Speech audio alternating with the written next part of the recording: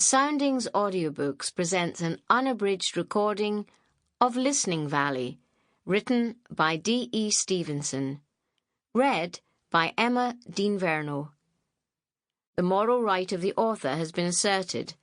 This performance is owned by Soundings, Whitley Bay, NE26, 2JT. Part 1.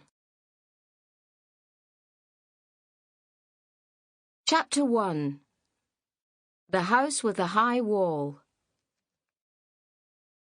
Most people, looking back at their childhood, see it as a misty country, half forgotten or only to be remembered through an evocative sound or scent.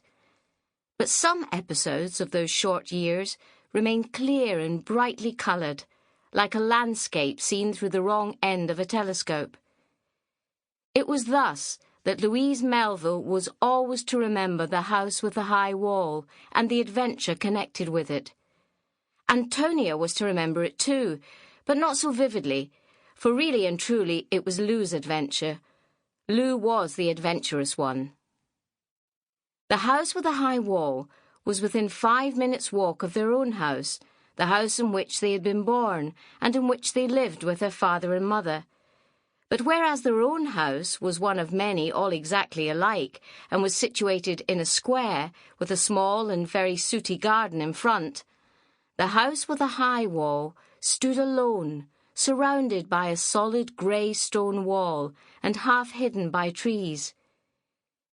In the summer, a laburnum flung careless streams of golden blossom over the top of the wall, and a snow-white hawthorn tree filled the air with sweetness.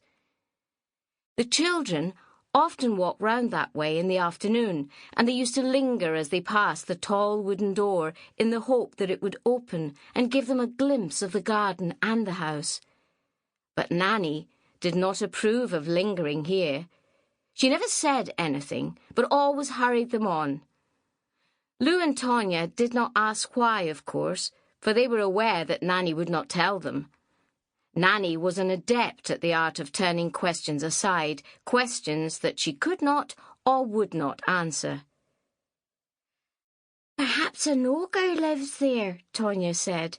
"An ogre who eats children for his breakfast." "Or perhaps a wicked magician who would turn us into frogs," countered Lou with relish. They did not really believe in ogres and magicians, for they were sensible children, but it was fun. Sample complete. Ready to continue?